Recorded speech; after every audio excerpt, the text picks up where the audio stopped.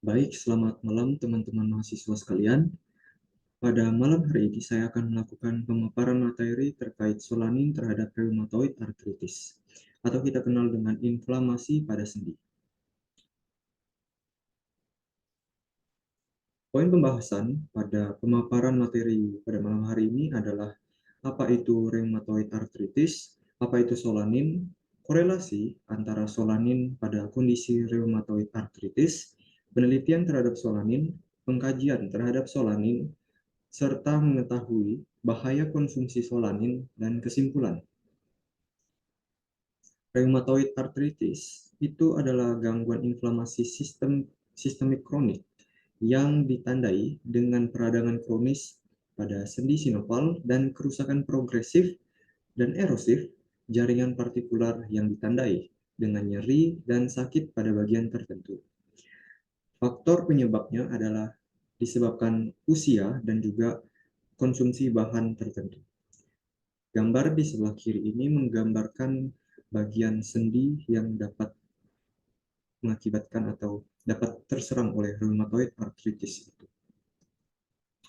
Penyebabnya tadi disebutkan ada dua, ada faktor usia dan juga konsumsi makan tertentu. Pada pembahasan kali ini kita akan lebih menekankan pada konsumsi makan tertentu. Apa dia? Apa penyebabnya? Bagaimana bisa terjadi? Solanin. Solanin adalah kunci serta bisa dibilang biang kerok dari permasalahan ini, dari rheumatoid arthritis. Berikut adalah gambar dari struktur kimianya. Solanin. Apa itu solanin? Solanin itu adalah senyawa kimia beracun alami yang merupakan glycoalkaloid yang diproduksi dari beberapa spesies seperti famili dari Nightshade seperti Solanaceae. Terkandung pada apa saja? Ada pada kentang, tomat, dan juga terong. Lalu dia ini bersifat toksik, dapat mengakibatkan toksisitas. Umumnya terjadi pada sistem pencernaan dan juga sistem neuron. Toksisitas seperti apa? Bagaimana dan juga apa? Toksisitasnya ini terjadi karena interaksi kimia dengan membran mitokondria yang menyebabkan saluran kalium mitokondria terbuka dan menurunkan potensial membrannya, yang akhirnya menyebabkan Ca2+ diangkut dari mitokondria ke sitoplasma atau keluar, yang memicu kerusakan sel atau apoptosis. Jadi, pada awalnya,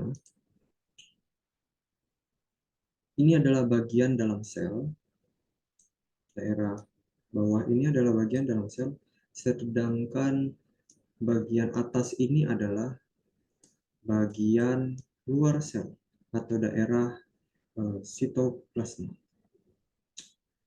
Ketika terjadi pengeluaran Ca2+, ion Ca2 keluar, akan terjadi perubahan keseimbangan yang awalnya adalah homeostasis mengakibatkan adanya ketidakseimbangan.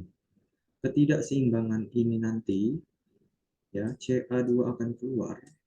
Bagian dalam ini akan terkeluar sehingga yang bagian luar ini memiliki tekanan lebih besar.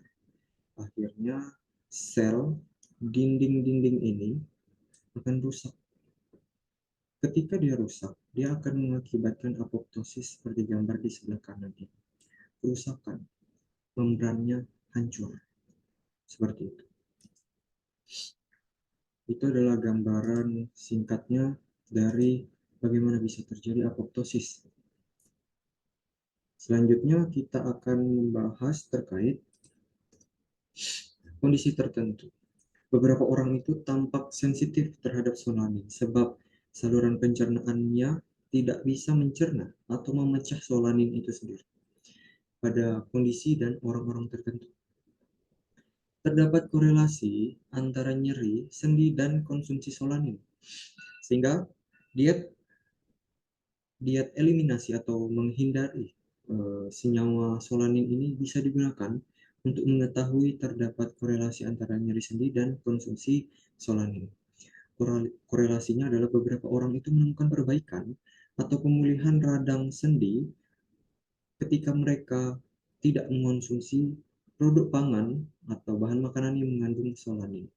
Namun ada juga orang-orang yang hanya harus mengurangi salah satu jenis bahan pangan itu. Misal, satu individu ini tidak bisa mengonsumsi kentang, sedangkan dia bisa mengonsumsi terong, di mana kita tahu terong juga mengandung solanin. Tapi ada juga orang yang memang benar-benar tidak bisa mengonsumsi seluruh bahan pangan yang berasal dari keluarga nightshade atau Solanaceae. Seperti itu, lalu dilakukan suatu penelitian. Penelitian ini untuk mengkaji lebih lanjut bagaimana pengaruh solanin itu. Penelitian dilakukan dengan melakukan pembagian 3 kelompok dari mencit tikus-tikus ini, yang masing-masing adalah dua ekor untuk satu kelompoknya, sehingga terdapat 6 tikus, 6 ekor tikus. Kelompok satu ini mewakili usia pasca menopause atau setelah menopause, yang mana lebih rentan dan juga membutuhkan diet seimbang. Nah, orang-orang inilah yang akan menjadi kelompok referensi. Lalu kelompok yang kedua, ini mewakili orang yang sakit, tapi dengan konsumsi sepertiga bahan makanan dengan solanin selama 2 minggu. Di sini menggunakan kentang yang jelek. Lalu yang ketiga, ini mewakili orang yang sakit juga dengan konsumsi 1-3 sepertiga bahan makanan yang mengandung solanin untuk waktu yang lebih lama, untuk eh, apa namanya, jangka waktu yang lebih panjang, sehingga nanti akan dilihat hasilnya, apakah terjadi peningkatan, apakah terjadi penurunan, seperti itu. Metodologinya, metodologi ini seperti bagaimana kita melakukan pengujian, bagaimana kita melakukan pengecekan atau memastikan jika itu benar. Tidak mungkin kita akan mengetahui datanya tanpa melakukan pengujian suatu sampel.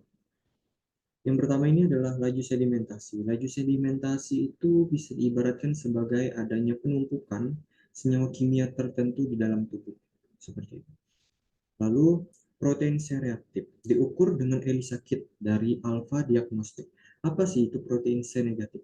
Protein C negatif itu adalah protein khusus yang memiliki keunikan di mana dia ini akan hadir ketika terjadi infeksi yang cukup sedang ke parah. Jadi dia akan ada dalam tubuh ketika tubuh itu mengalami inflamasi dan juga infeksi.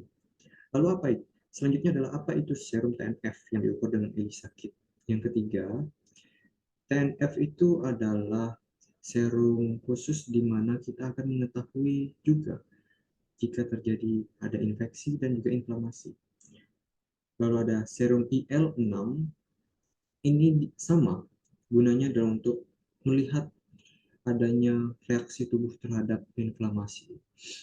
Dan yang terakhir itu ada perhitungan secara kuantitatif serum IgG atau imunoglobulin G. Imunoglobulin G ini adalah protein-protein khusus yang diproduksi oleh uh, imunitas tubuh kita, di mana menunjukkan jika terjadi kelainan atau adanya infeksi dan juga inflamasi, seperti itu. Setelah itu, kita melihat hasilnya. Dari hasil yang dilakukan, ternyata kita mengambil 3 hasil di awal. Usia merupakan faktor penting yang berperan dalam menyebabkan rheumatoid arthritis, sehingga orang dengan usia yang lebih tua itu lebih perlu memastikan dan juga menjaga kesehatannya dengan melakukan diet eliminasi, menghindari berbagai makanan yang mengandung solanin. Yang kedua, terdapat peningkatan kadar protein C reaktif dan stres oksidatif yang menjadi penanda inflamasi dan kerusakan sel. Seperti pada RA, lalu ada trauma, lalu ada infeksi virus dan juga bakteri, serta hepatitis adalah suatu kondisi di mana adanya infeksi, akhirnya dapat dilihat dari protein C reaktif. Lalu yang ketiga, adanya kadar serum IgG yang tinggi pada tikus pasca menopause dengan osteoporosis sebagai akibat dari defisiensi estrogen. Nah, RA adalah penyakit radang sendi yang umum terjadi pada wanita akibat kekurangan estrogen pada masa kelahiran. Jadi nanti ini memiliki korelasi juga dengan kekurangan estrogen, dapat mengakibatkan RA seperti itu. Lalu analisis of result-nya atau diskusi jurnal di sini dibagi beberapa banyak diagram, ada tabel-tabel, di mana yang pertama ini adalah adanya peningkatan protein C reaktif. Kita dapat melihat adanya peningkatan protein C negatif, C reaktif, ya, peningkatan, dan IgG menunjukkan terdapat kondisi akut dan inflamasi dari tikus akibat dari pemberian solanin itu. Jadi memang ada ya korelasi. Lalu yang kedua, hasil TNF alpha, adanya peningkatan kadar protein C reaktif dan stres oksidatif yang menjadi penanda inflamasi dan kerusakan sel, seperti pada kondisi rheumatoid arthritis ini, rheuma, infeksi virus, dan juga bakteri serta hepatitis. Kita lihat diagram menaik ya, menaik. Ini menjadi penanda jika terdapat kelainan pada tubuh. Selanjutnya, kita akan melihat hasil yang lain. Tingkat IL-6 yang tinggi merupakan penentu penting peningkatan responsi tulang pada RA dengan aktivitas tinggi. Lalu, adanya peningkatan malodialdehid yang sebagai penanda stres dan bertindak sebagai ukuran peroksida lipid. Kesimpulan dari yang bisa kami ambil terkait pembahasan jurnal yaitu adalah tikus albino betina pasca menopause dengan defisiensi estrogen tergantung pada diet standar yang dicampur dengan kentang sakit mengandung solanin menyebabkan peningkatan penanda rheumatoid arthritis. Disarankan juga bahwa orang yang sudah lanjut usia yang menderita rheumatoid arthritis ini harus menghindari tanaman nightshade untuk mengurangi rasa sakit, bengkak sendi, peradangan, dan kerusakan tulang rawan. Baik, sekian adalah pemaparan materi dari saya. Kiranya apa yang saya sampaikan ini dapat bermanfaat bagi teman-teman sekalian. Berikut ada jurnal yang saya resume dan juga saya gunakan, yaitu adalah Effect of Solanin on Arthritis Symptom in Postmenopausal Female Albino Rats. Baik, sekian dari saya. Terima kasih.